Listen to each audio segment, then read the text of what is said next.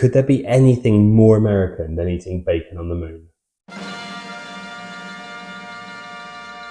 So, on July the 20th, 1969, Buzz Aldrin and Neil Armstrong landed on the moon. What people really want to know is what they ate for their lunch that day, isn't it? It included bacon squares, sugar cookie cubes, peaches, drink, and coffee. So we're going to try and recreate that today to find out what the first meal on the moon tasted like. So sugar cookie cubes were developed by NASA to taste like sugar cookies, but without the same texture and snap to it, purely because snap equals crumbs, crumbs equals going into machinery and potentially crashing or doing things that you don't really want spaceships to do. So I couldn't find any recipes for the original sugar cookie cubes they would have eaten on Apollo 11. They were discontinued after the Apollo program purely because the astronauts didn't eat them. So I'm subbing in a recipe for butter cookies that I know they used in the Skylab program a few years later in 1973. So first up, they asked for 6 tablespoons of unsalted butter. Why do people insist on using tablespoons to measure something which isn't liquid? So 6 tablespoons apparently equates to about 85 grams of butter. So putting that in.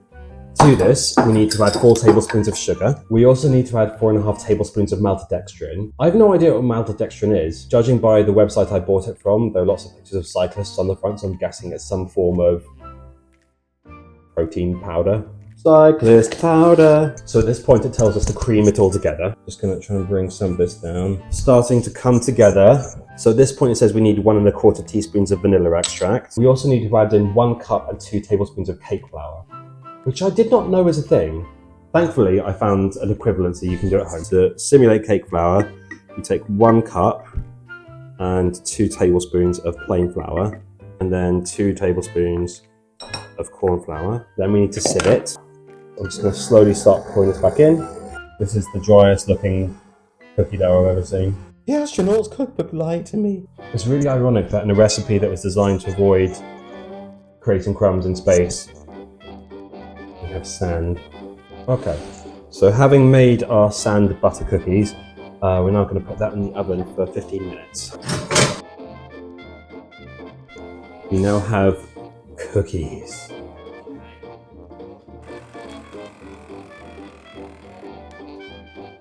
So a main component of the first meal on the moon were bacon squares, and these were essentially freeze-dried compressed squares of cooked bacon that you kept under vacuum seal.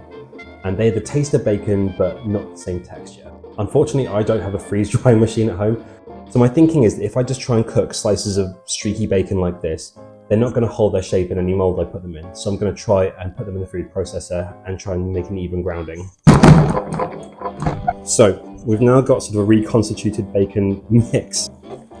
I think it is safe to say I'm committing sins against bacon.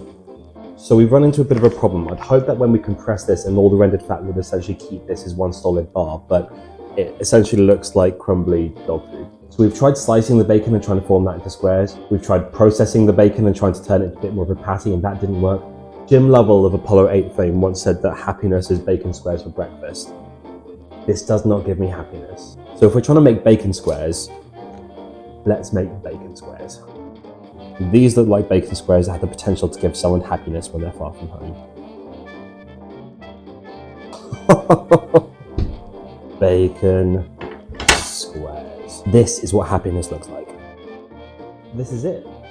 After Neil Armstrong and Buzz Aldrin had done their moonwalk, they returned to the lunar module and dined out on meal A, which is this. So we've got dry peaches, cookie cubes, bacon squares, and something which you'd be forgiven for thinking is a catheter, but this is actually a mixture of pineapple and grapefruit juice. Pineapple and grapefruit are the only 2 fruits that I do not like at all. So this is going to be kind of interesting for me. Let's give it a try. Oh! I'm not sure which is worse. It's awful. It's awful for personal taste reasons. That being said, most astronauts do come back and say that microgravity does change your taste buds. I'm going to start with the one that I didn't do, which is the peach.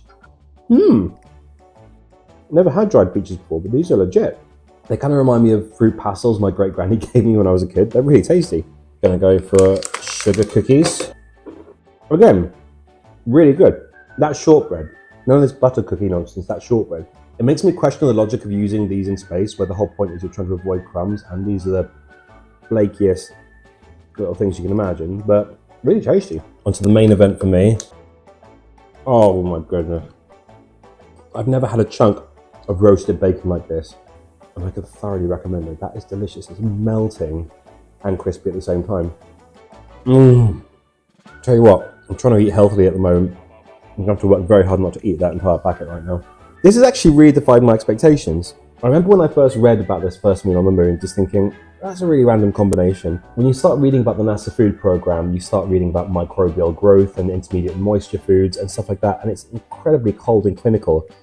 And here you just have these guys who are 200,000 miles away, over that, just got some wonderful little treats from home. A lot will understandably be said about one small step for man, but I can imagine them sitting down in the lunar module, tucking into this, and just feeling on top of the world. Very literally.